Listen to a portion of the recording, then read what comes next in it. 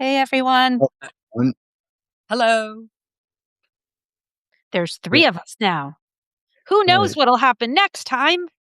That's right. I think Substack is like putting the limits of our party, how many people we can invite to this party. Mm, Uh, uh, right. I don't know, is which generation would you put REM in?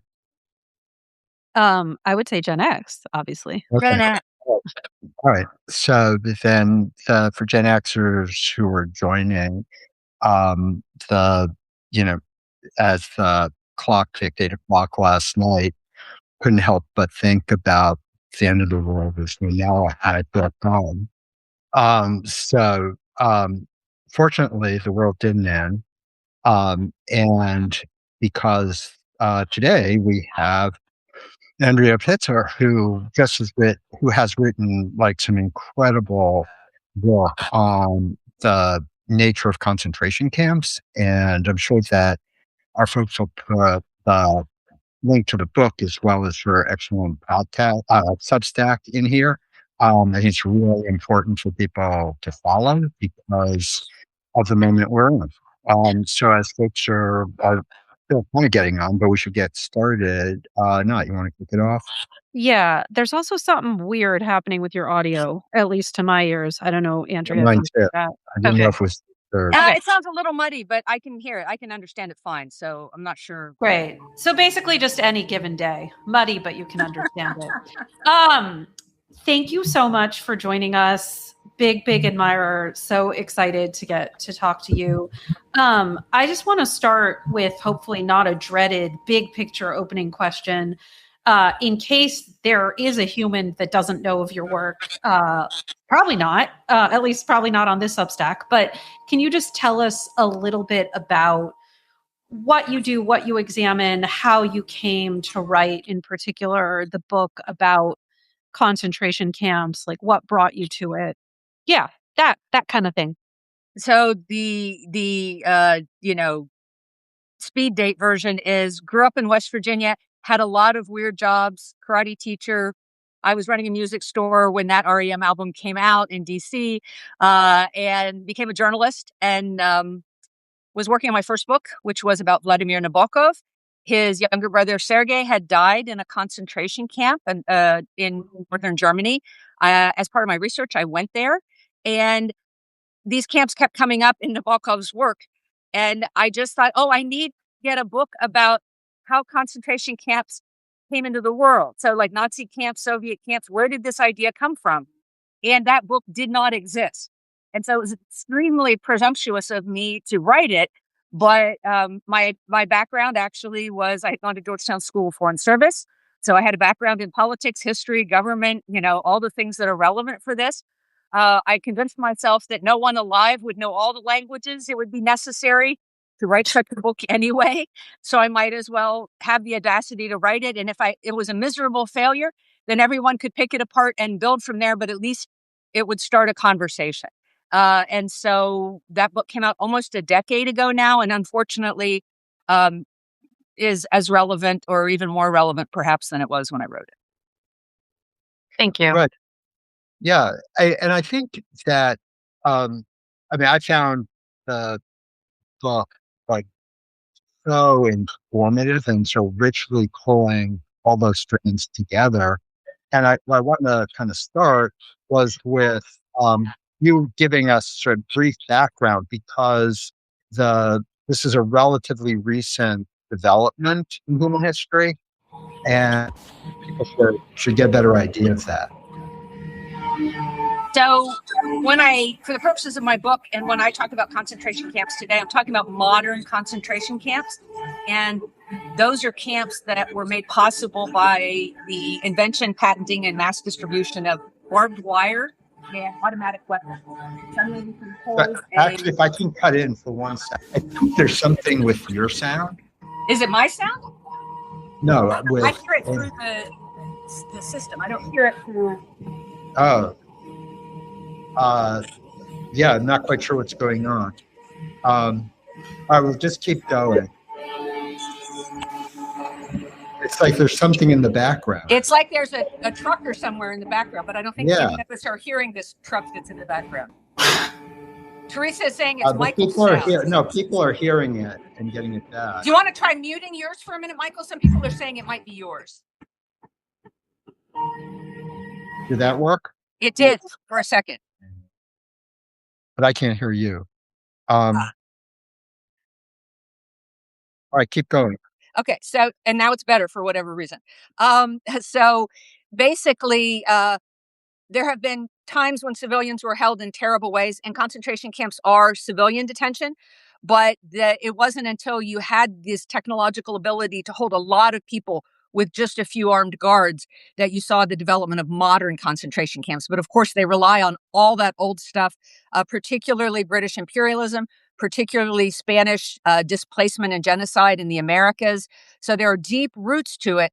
But it's in the 1890s that we actually see this emerge in the world. And concentration camps, because some people think only of Auschwitz when they hear this term, I would say it's important to know that concentration camps are the mass detention of civilians. And again, not prisoner of war camps, civilians, without due process. And for my book's purposes, I made due process whatever was the existing legal system in that place at that time. So it wouldn't necessarily be what we would call democracy, but it is without due process in that place and that time, on the basis of identity. So something about who the person is more important than what they've actually done. That can be on the basis of race. It can be on the basis of religion, ethnicity, political affiliation, a number of different things. But it is where a whole group is treated preemptively in one particular way or demonized in one particular way. It's almost always done to entrench a political leader or to expand their power in some significant way. And it always expands beyond the initial group that is targeted for that. And it usually involves the removal from society of this targeted group. So that's a sort of capsule version of what it is. And it rose up through imperialism at the turn of the 20th century, got really deep roots around the globe with World War I internment, which, because of imperialism, did spread around the globe. And so in that period, you saw things like bureaucracies of camps, Red Cross investigations, lending libraries. It sort of sanitized the early gruesome version. And since that World War I era, on 6 continents, we have seen this kind of detention evolve into worse and worse and worse forms, all the way up to what we're seeing with immigration detention in the U.S. now. Right. And I think what you're talking about what we're seeing now is so important. If I can pick one part out of what you were saying, which I hope we can spend some time on, is the not just the description of like what the camp is, but how the society that people are being removed from dealt with it, right? That the reaction that the rest of the society that was not being put in concentration camps had to the regimes that were like going after the enemy within.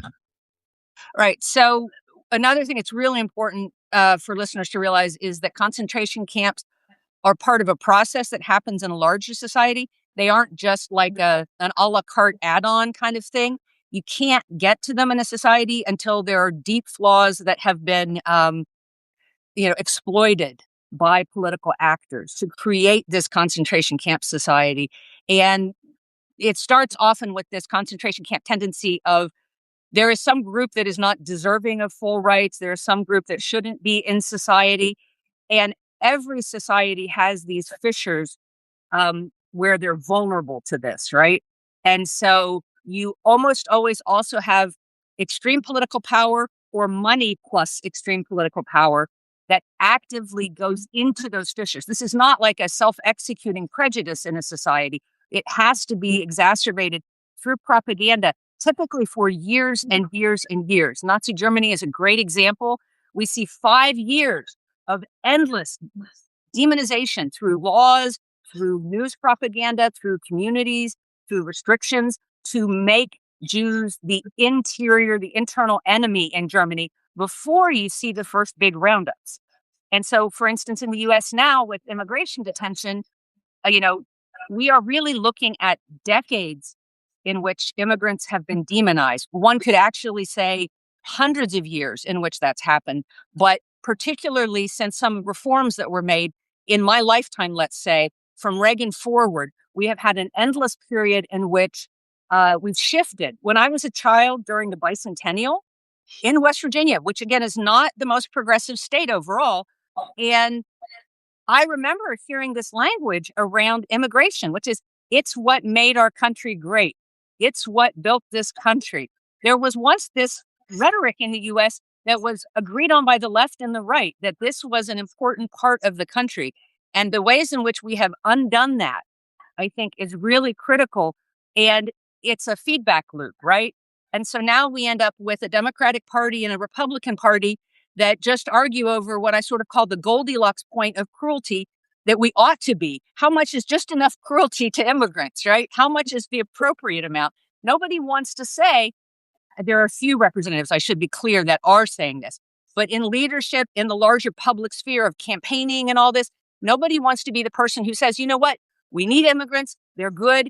And not only that, but if we let one group get demonized this way, we are all at risk. And I am pleased to say that as the American public has been made more aware of it, we are seeing tremendous reaction and rejection of this kind of rhetoric, of this kind of approach. And I think that's both a good sign for the country, because it isn't just about we need to reform the camps a little or we need to just shut them down and then everything in American society is magically going to be great again, right? That's not what's going to happen. We have fundamental issues in the society we're going to have to deal with. Yeah, I think we have enough. Because I want to toss a question to both of you off of that. One thing that also occurred to me about this moment in immigration in the detention centers and concentration camps here that may be very much distinct, but you definitely could correct me here, but I think it's an important distinction, is that and I've said this both in writing and in a number of other Substack lives, that there's an issue of immigration which is ongoing as to how many more people should come into the country, and a separate question about how to think about people who came into the country already. And that what we're seeing is that while there probably is a pretty large proportion of the country that has anxieties about more people coming, that we saw dramatically in places like Minnesota and Los Angeles, the reaction, or Chicago, to an attack on immigrants who are already here. And that dual thing, right, definitely wasn't the case in Germany. It wasn't like there was a lot of in-migration that border issues, and so I'm wondering, because it feels like there's major parts of the country that doesn't see people who've come here already as the enemy within, but does in other parts of the country. I think that in the long run, yes, we absolutely have to separate out the political questions of policy around migration. And we've refused to do that as a country, which is why we are in the state we're in part. And there will always be political questions around that. But I think that the place that we are at right now is that we have very few honest brokers and none in charge right now in the political world, right? And so to be talking about those issues or to focus on those when we have this more fundamental thing, I think that there's ways to frame that for voters that are useful, which is we have political issues to decide, right? But right now, we need to stop concentration camps. And so I think it's a matter of that's my point. But there absolutely can be legitimate differences of policy when it comes to how immigration ought to function. Again, but it's our very ignoring of those things that has brought us to where we are. So I think we somehow have to find a way to tackle it together. But as to immigration, I would say that there are other states and situations in which you have had a similar thing. Myanmar is a good example in which you have many, many Rohingya that have been there for a century or more. But what the government has done is it has forced people back and forth over the border. It has created a generation of kind of stateless people. When I was there in 2015, they were in the process of taking away the limited kind of identity cards that people had, which allowed them to vote, even if they were Rohingya. It allowed Rohingya candidates to run, and they did away with this distinction altogether. And I think that that is the example of why you have to be what we should be careful about tying ourselves to saying, well, it's reasonable to be concerned about this or that to excuse things when I think we need to reframe it to a bigger picture of saying what it is we're tackling. But yes, absolutely. In talking to voters and explaining what's going on, I think it's reasonable to say we need to have a national discussion about what immigration can look like, but it can't look like this, right? It cannot look anything like this detention-based camp thing that we're doing right now. And I apologize if the noise is on my end. There is something going down construction, which I will try to take care of. But so many things I want to say at once. And then I'm going to segue into a question for you, which is about language, unsurprisingly. I think what I hear in the conversation you two are having, which is a real concern and tension that I have been trying to yell and scream about for a very long time, is that not you two, but in the world, people are using words that don't mean what they think that they mean. And so to your point, Andrea, like the things we call immigration policy, like ICE coming and assaulting people, and we say, this, voters are turning against Trump's immigration policy. Like that isn't immigration policy. Immigration policy is what you're saying, and reasonable people can disagree about all the things. How long should it take to get a visa? How long should it take to get a green card? How many people? Which people? How the people? That's immigration policy. Different countries handle it differently. The rest of it is crimes against humanity, and we shouldn't call it immigration policy. But where I would take it a step further based on what you're saying, it's both that we have not had a honest conversation about immigration for a very long time and made the argument, as you rightly said, that actually immigration is good and here's why and so on. We also, I would argue, haven't had the conversation that immigrants are awesome. So there's immigration and then there's immigrants, which is a little bit what you two have been parsing apart. And it's not lost on me that the last major national politician who forthrightly said, essentially, immigrants are awesome and immigration is good was Ronald Reagan, without a little asterisk, and even had the temerity when he was governor of my state to name a program braceros in Spanish, a Spanish word. Oh my goodness. So anyway, that's my little addendum diatribe, which is reaffirming yours. Hopefully that's how that feels. I think the one asterisk you mentioned Myanmar, I don't know if you agree with this. I think also the way that Japanese internment played out during World War II here in this country is an example of a longstanding population as opposed to like sort of the pressures of a lot of newcomers at once. At least that's my understanding.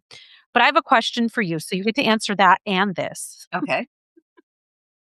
Speaking of language, you have been an absolute leader, and I'm so grateful to you for opening up people's ability and willingness to actually call a thing what a thing is, which is concentration camp. Can you talk about, because I'm in this conversation, if not daily, then at least weekly with people, and I'm telling them this is what it's called, this is what you need to call it, this is going to be the message, and receiving concern, pushback, consternation.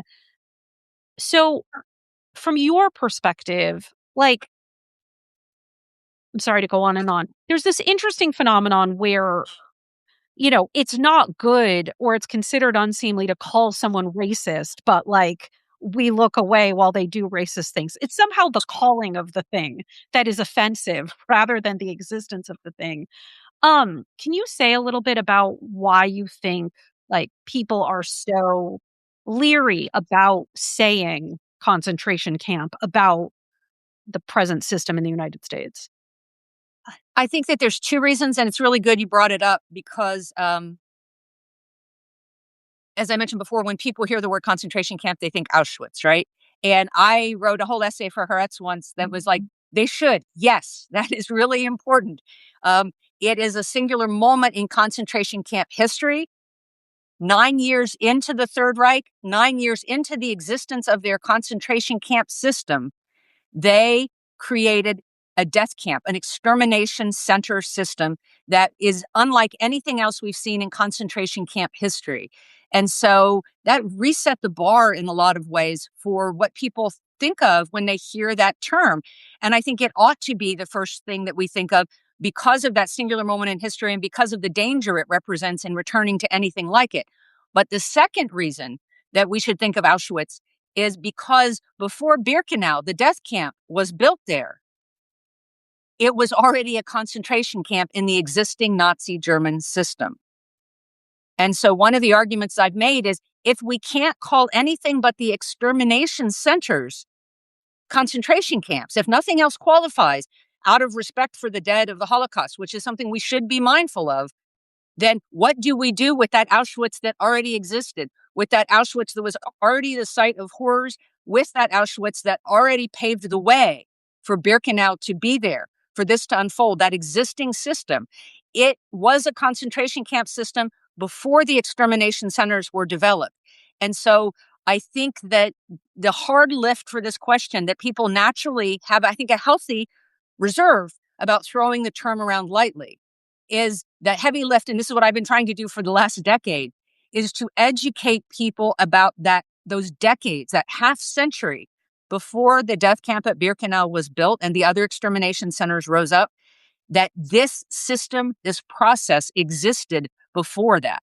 And if they know the prior history, I find people are so much more willing to understand that. And they feel more comfortable about using it when they know even a few facts that they can then share why they're using it and that they're not calling Auschwitz that. Although some people do, I am not one of them that compares what's happening right now to what happened at Auschwitz. I am not one of those people. There are people that do that, but many, many more, I find, want to be able to make a distinction where they are not claiming that 1 million people are already being slaughtered, right? But that we are doing tremendous harm, that people are dying, and that it will get worse. And so I think that with a little bit even of education, both people, voters, both political actors, candidates can really be empowered to make a difference. And so, but why use the term? What is gained by it is one of the things I always want to try to address too. And first of all, by using it, you open the door to educating people about it.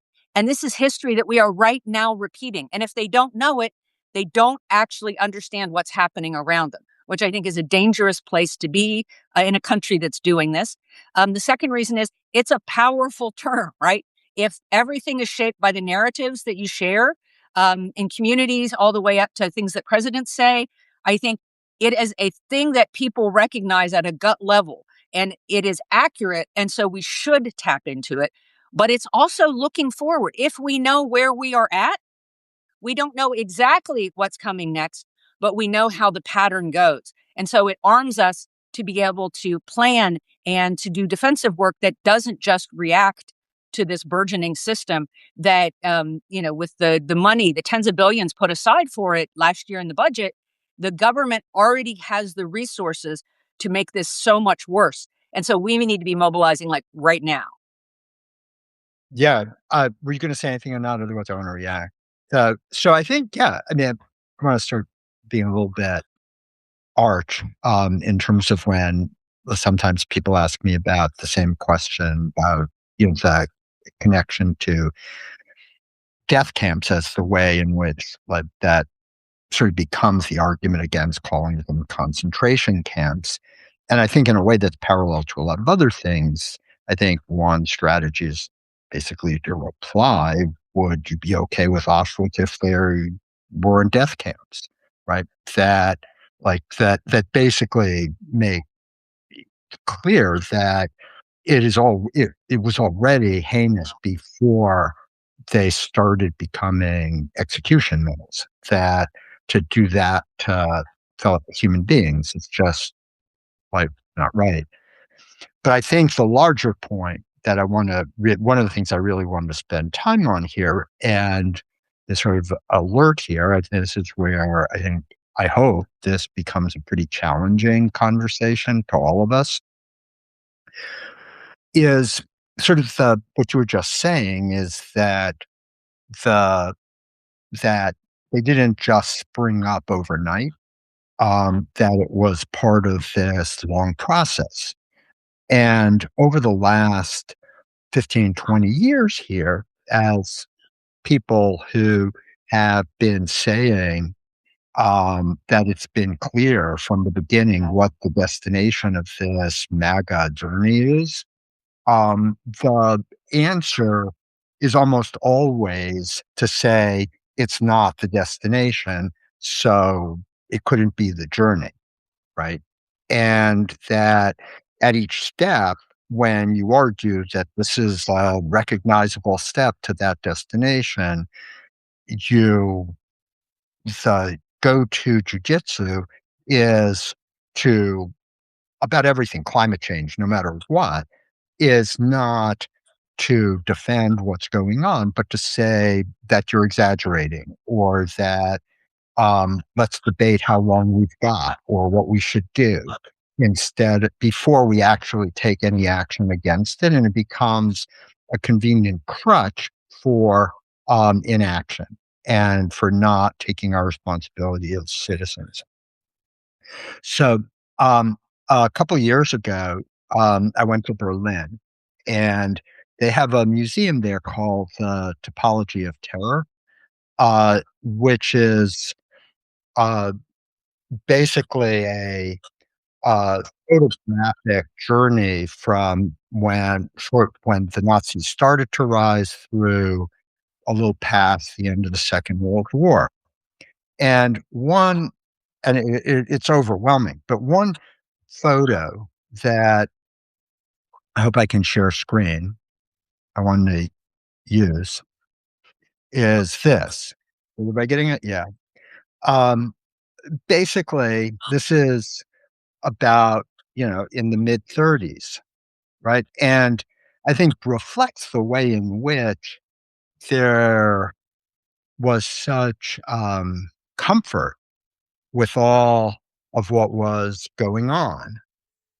And I feel like um, that where we are now, and I'm not sure I'm saying it quite well enough, but I know for many of us who have like of goodwill and conscience, you know, hopefully often wonder what would we have done before 1860 about enslavement? What would we have done about the if we were around for the Japanese internment camp or for Jim Crow? And so my feeling is that what you're doing is not just providing everyone a window that shows us another reason to be um you know hostile, behave what's going on, but we ought to also look at it as a mirror for what we're doing to stop it, right? And see this as another moment like others in American history where we either take that extraordinary action or let it happen to us. And so I think, and the thing that you posted in your Substack today also, I think, gets at that too, is like just how rapidly this new paradigm of concentration camps is spreading and why it's like so important for us to figure out how to rise up against it. So yeah, so gosh, there's so many things to respond to there. What you just said goes back partly just to close that loop on when talking about immigration policy versus what's happening. I think it's like climate change, right? You can argue over the details. Nabokov's father, who was involved when the last czar of Russia abdicated, and there were all these provisional governments before the Bolsheviks seized power, once wrote about they were literally, the country was falling to pieces around them. And they were debating whether the official Russian uniforms should still have the Tsarist buttons on them or whether they should replace them. This was a matter of serious debate that took a lot of time. And so I think absolutely we have to answer the climate change issues. We have to answer, the specifics of how you're going to do things. But while we have this sort of huge thing staring us in the face, we have to understand, like, what is our main goal? And the reason this is our main goal is right this moment, this kind of detention, if it is expanded the way they want to expand it, and if they continue to move the goalposts on who is detained, as they've already tried to do with revoking refugee status, with grabbing green card people reporting to their court hearings, with actually grabbing U.S. citizens in some cases, or figuring out playing games with families, and the child is a citizen but the parent isn't, so let's make that impossible. We already see the goalposts being moved, and you or I or Anat or any of your listeners can potentially be in there, at which point there's so much less that we can do about it. I have a lot of work in Russia that I've done, and I have heard from countless people who have historical grievances, which I understand, friends from Estonia and Latvia, who had deep family trauma as a result of what Russia as a country did. But some people have tried to say to me, Russians are just different, right? They are bad people. I hear Israelis are just bad people. I hear people say Palestinians are just terrorists. And guess what? America is now in the company of these groups that are vilified as a whole, right? And in those other places, it is so much harder to act than it is right now. And so this is why I also think the stronger language is important, because I've been being a little more subtle for a decade now. Everybody has been doing, and it hasn't worked. So I'm actually instrumentally trying to change what I'm doing and raise it up. And I would say that it is a process. And I think people imagine, oh, well, they're going to build these camps for immigrants, and I don't like that, but we'll have an election, we'll do something else, and these things will change. And the important thing to know from concentration camp history is there are a number of ways it gets stopped: foreign invasion, loss in war. There are a number of ways it can end, but it does not ever end on its own. And the bigger the system and the more this bureaucracy develops, the more momentum it has to continue. And in fact, and this is an alarming thing to think about, but keep in mind, we still have a lot of tools to deal with it. But frequently, the longer the camps are around, the farther from their original instigators' intentions they grow. So think about Stephen Miller and Donald Trump and how bad those intentions already are. Yeah. And then imagine some evolution where some door opens that we haven't even thought of. And that's not to paralyze people. And every post I write for my Tuesday Big Political posts, I always end with, here are all the things you can do right now. Because my goal today with your audience is not to terrorize anybody. But I want to circle back before I hear the next question with just the Japanese American concentration camps that Anat was talking about from World War II. I do want to go back to those to say that was a situation of people who had not been allowed to become citizens, right? Asians were not allowed to become citizens, even as they were here a very long time. Yet even with that, the majority of the more than 100,000 Japanese Americans that were locked up during the war were citizens. So once you build these kinds of camps, the citizenship part, the rights you have, it's all very fungible, and we don't even have to look at other countries to see how that happens. But in the more dramatic settings, since we're in a war with Iran right now, and we can also look at France, which is an example of what you were talking about before, Michael, in which during the the Franco's fight against the Republicans in the 30s in Spain, in a period of just a few weeks, you had more than 400,000 people crossing the Spanish border into France as the Republicans were being defeated by Franco. And Spain shoved them out into these different camps on beaches and horrible places. There wasn't enough food. People were sick. And then World War II starts, right? And then suddenly they get converted to enemy alien camps. And so Germans who were fleeing Germany get put in them. Many of them are Jewish. Then France falls, and those same camps that were open for Spanish Republicans coming across the border. So a massive actual wave of immigration that would fit more the nightmares that Fox News is trying to persuade us of, just in terms of thousands and thousands of people with nowhere to put them showing up, which is not what's happening in the U.S. on anything like that level. But those camps evolved, and they evolved in very short order in a democracy that was still holding elections. And so I think between the Japanese American example and the French example, we can see how easy it is for these things to morph. Yeah, quick housekeeping thing. I know you were going to get in and not one. Um, I think, just for people, remember that in Europe, Republicans are the good guys almost always. That that it's only here. They were the socialist freedom fighters Right, of their day. right. Just George like Orwell was with them. right, historical note, because Yeah, it just has a very different meaning. Same with French. For Republicans, they're the good guys. And second, a note: when you see me turning away, it's not because I'm not paying attention. It's because some of our staff is sending me questions filtered from your chat. And someone like texted me about that, being rude. Anyway, you were going to say something? Wow, I love you getting admonished. That person is doing my work for me. It's nice to Yeah, have someone volunteering. exactly. So Andrea, sorry, did you not know that this is how the gig goes Yeah, between me and yeah, Mike? yeah, You're nagging each other. Okay, got it. yeah, There has to be humor somewhere Yes. in the fascism, and this is yeah. what we It got. is, yeah, it's Tracy Hepburn.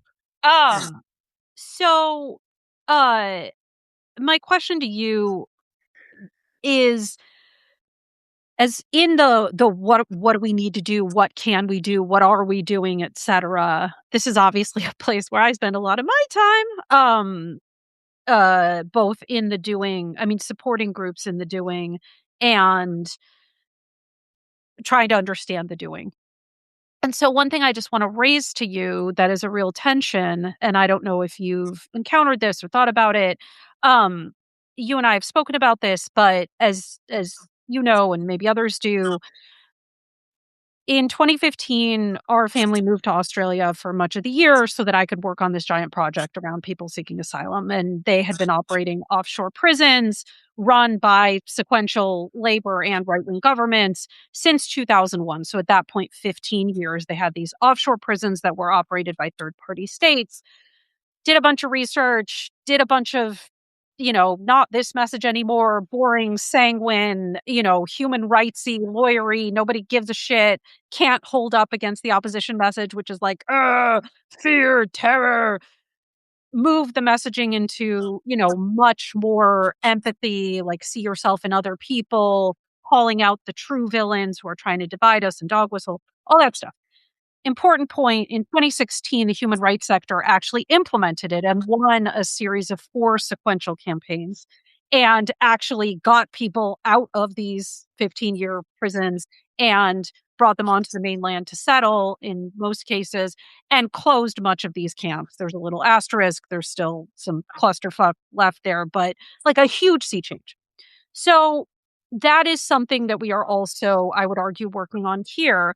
The tension that I want to name is, and I may just be projecting myself, the individuals we have had success getting out, and there's been different configurations working on that, have come because of, let's just like tell it like it is, individual, very effective PR campaigns. So, Liam with his hat, like that, you see that and you are moved. Or the extraordinary work that Miss Rachel is doing, where she has 2 kids on a Zoom, she publicizes it, she has a huge following, and those 2 kids, like, and their families get out. And I have personally myself and with others been involved in less marquee, like get this person out, get that person out, get this person out. And if someone, like, I will never refuse to do that, but there is a tension between like making this individual PR case, usually for the most sympathetic narrator, which is the children. And then once you sort of open that escape valve, the regime gets that escape valve and they've let out the cutest ones, you are left with single men. for whom it is much harder to do that sympathy PR, which is why I think we have to really be close the camps, close the camps, close the camps, because otherwise we are like going to end up in this way. The way that folks dealt with it in Australia was sequencing and making decisions about which campaign came first and which came second. And there was a reason why Kids Off Nauru was after Bring Them Here. Bring Them Here was just about single men. Just want to know, like, that tension between kind of popularizing certain individuals, getting out the most sympathetic narrators in the tale, and also the most like needing to get out because hi, they're children. Or they're very sick, Or they're very sick, yes. And so there is a human rights objective in starting there, which is the tension I feel. And like this larger project of close the camps and who gets left behind if you don't do it that way.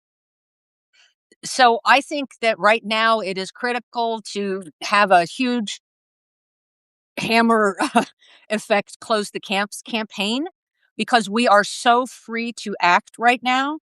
And the louder that message gets, and that little, like I said, even a little bit of education is actually tremendously powerful when it comes to this kind of detention with concentration camp. Just a little bit of education, and people can reverse themselves completely. Like, oh, I didn't know that. And, and that it's a threat to them, to you, to me, to everybody. So close the camps can actually show how any of us could be harmed by it, right? Which sometimes you can't do with the military, with what was happening in Australia. That was less likely than your backyard now holds 10,000 detainees, right? In terms of the sense that this could change our society and make it worse for me personally, even if maybe I'm sympathetic to Trump as a voter, which I'm not, but for people who are, I think there is a power that can be done with the close the camps thing. I think that is a path on which we should walk right now.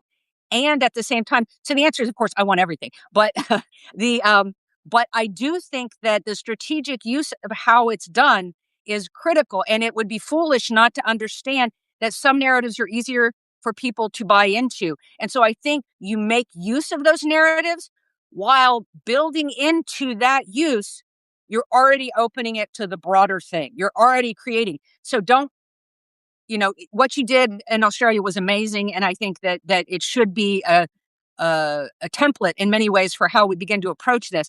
And I think because we are so much farther along in terms of the size of the detention and the scope that the harm that the government can do, and that we are desensitized in almost as bad a way as the Australians were to that situation, I think that we have to think not just sequentially, but how are we using this sympathetic one to open immediately onto the next one. And that might be by using freed people to speak about the next group. There are a number of ways in which we can do it. I think that we do want to be careful that, Renee Good and Alex Pretty are very Anglo people in what is perceived as a very Anglo town, a city, even though it's actually quite a diverse place. And I think that it is natural that they would be empathetic. It's natural that Liam Conejo Ramos would be sympathetic. But we need to make, I don't know whose that was, but we need to make the next argument as we're going. But this is exactly how, this is a process. This use of narratives is a process, and it can be used for evil or it can be used for good. And we saw how the Nazis did it with enemies, and they took on single groups at a time and they created that umbrella. It takes time to build, and we should be reverse engineering that to a return to the end of World War II, when the world was about asylum, about inclusion. The dangers we have now learned, the dangers of exclusion, are not just to the people that we are excluding, right? It has become clear that the dangers of letting this kind of exclusion happen is going to threaten you, me, but also our whole democracy. So I think if we can pair a close the camps educational approach with having these very sympathetic narratives and actively tying the two together. I say that we need to be doing them simultaneously, partly because we have a lot of freedom right now, but I don't think we have a lot of time to stop this. And so I'm really heartened by the successful pushback on warehouses. I think the Saltbox Project warehouse thing lists like 13 projects that have been stopped at this point. So it is stoppable.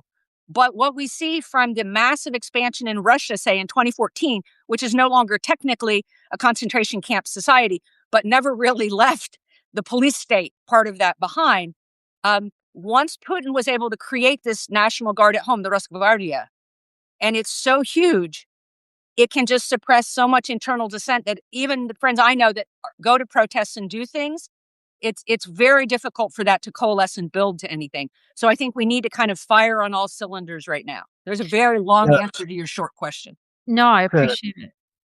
I'd add something that's really pertinent, I think, and just make sure that it really comes through, because there's, in addition to obviously needing to close the detention that's already going on, it's really important to stop the construction or acquisition of more centers, right?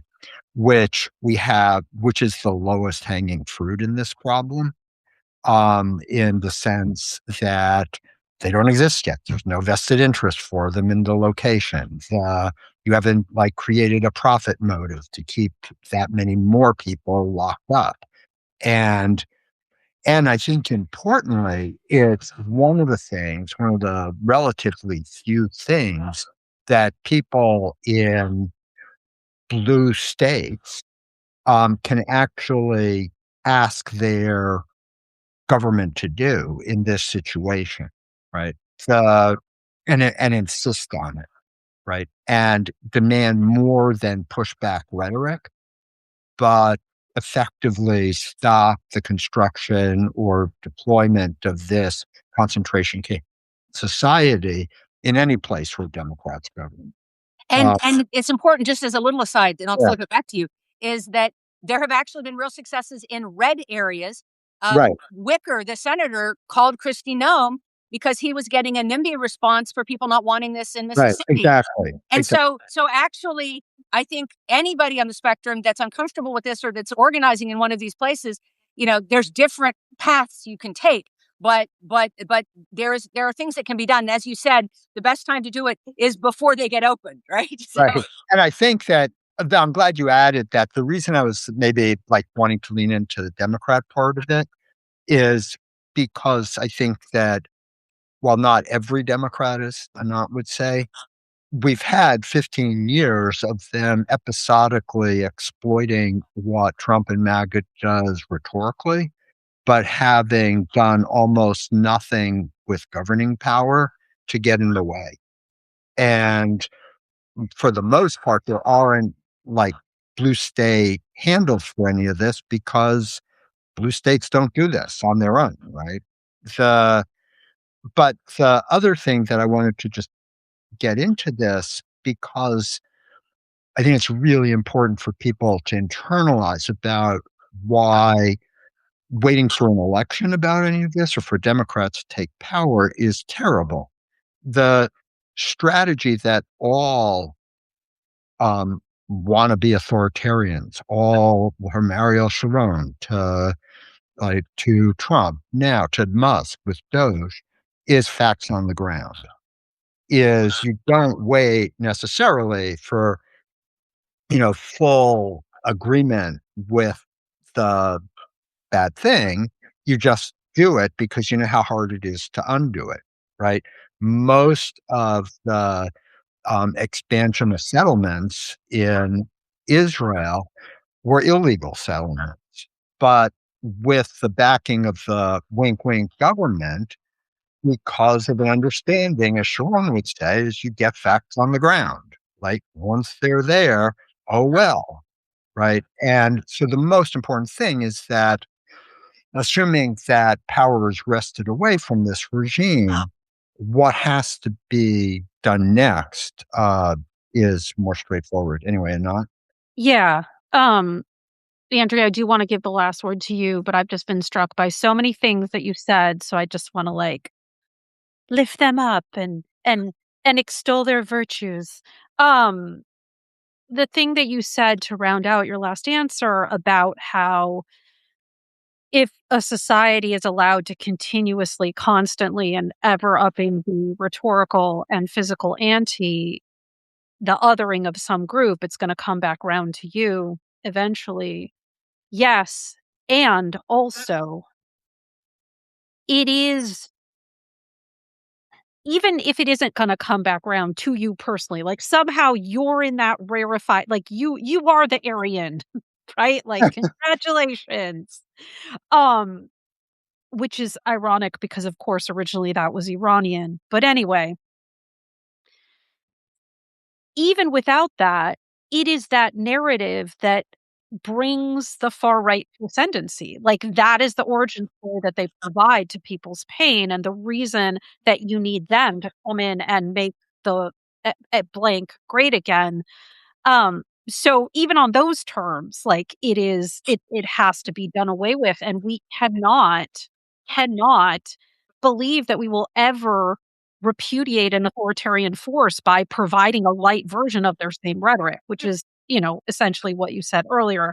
I'm just re-upping it. Because it's so absolutely critical. On the what we can do, somebody put this in the chat. I want to lift it up. Yes, Detention Watch Network has a big action for April 25th. Check that out at their website. Thank you for adding that. In your own local community, you can see whether there is a detention center that is, forthcoming and protest and create local action on that. You can also look up who finances these things. It's very few corporations. I would argue that there has been, relative to what's needed, little organizing and action against the big money that is sponsoring and profiting off of these centers.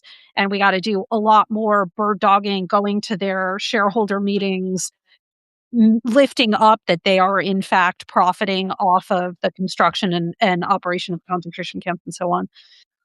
That's my segue to giving you the last word, That's right. Andrea, which is, so here we are, all of this is happening everywhere all at once.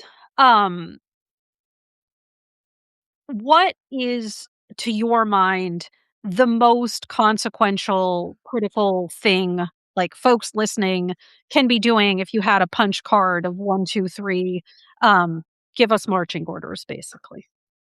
So I think call the thing what it is, right? When you talk to people, anybody, whatever you're doing in your family, you don't have to call them racist or say they're Nazis or fascists, but you can say, I look at this and this is a concentration camp. I don't think people should be in, like, so first of all, call the thing what it is in terms of actually taking action. There's so much that you can do. Get involved at your local level, city councils, community. So the corporate side of what you're talking about, but also the best legal thing is not if your city council passes a "we won't stand for ICE" thing. It is, we are going to do this zoning or these sewer, utility, water so exquisitely that they will block anything that disrupts our community, because the court doesn't care if you don't want ICE there. They aren't there to let you keep ICE out. But if you can show the harms to your community in terms of infrastructure, Social Circle, Georgia, where 10,000 detainees are coming in, and there's a town of 5,000, it's going to completely change the town. So you can get involved on a nuts and bolts level to keep these things out. That's also critical. I think that another thing to do, I'm actually just talking with some people today. I can't say the name of it yet, but I'll tell you a way to follow up with me in a second. But that they are looking to develop a corporate pledge that companies will take, where they will refuse to partake or have even ancillary, like, contractors involved with anything in this project. I think that's another good approach that's coming. But the main thing is you get out and get involved. And that might mean supporting legal representation. If immigrants have legal representation, they are much less likely to stay in detention. They're much less likely to be deported to this new system of camps we're creating around the world in third countries that we're sending them to. So legal representation, help support the organizations near you doing that, and deal with your local city and town councils. Of course, contact your representatives. Of course, vote. Get involved with the kinds of campaigns that Anat is running. But it's fine to just work locally. That is a key way to stop what is happening. And it's the easiest thing for you to do. Go outside your own door and just connect with an immigrant community near you If you want to know more about it, AndreaPitzer.com is my website. I actually have a newsletter, but it is not a Substack. So everybody who is subscribing to me on Substack, there is no newsletter here of mine. So if you go to AndreaPitzer.com, you will see the link there. You will see the books, but also you can for free subscribe to the newsletter. And every Tuesday at the end of every post, it will list often a dozen things that you could be doing right now, and you can see which one fits you. But the last thing I'll say is don't be constrained by what any of us are saying here today. Some of the most amazing things have been people seeing a need and meeting it in incredible ways, from 3D printing of whistles to distributing immigrant rights pamphlets to incredibly huge projects. So you might have something yourself that we would never think of. That's right. Well, thank you so much for joining us. This has just been such an important and informative conversation for everyone. And those are great specific things. I think, overall, I guess one question that I think we ought to frame this, and it goes beyond just the question of concentration camps, is basically to ask oneself, what do you want to be able to tell your children and your grandchildren you did in this period, right? When they are learning about it, like in the history books or being told about it, like, how do you want to be able to say you showed up in this moment? And how have you thought you would have shown up at other moments of identical crisis in American history, which is particularly ironically resonant as we're headed to the semi-sesquicentennial celebration.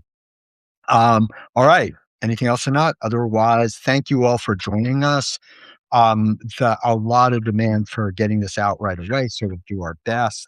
And again, Andrea, just like such important work, and so much thanks for joining us and having this conversation. Thank you. Thank you for everything that you're doing, for the courage, for the tenacity, for the wisdom, for the writing, and for finding time to talk to us. Yep. Thank you so much. I would just say to everybody, go out and make the world that you want to live in, right? We can absolutely do it. Absolutely. All right. And on Wisconsin. Congrats, Wisconsin. Oh, right. Yes, exactly. And folks, And Georgia. As I've said at some other places, we're probably going to start adding at least one more, as we have for the last couple of weeks, one more Substack Live to the regular one we do on Wednesdays, either Mondays or Fridays. And I'll let you know who's going to be up next Monday or Friday. Thanks all. Bye. Bye.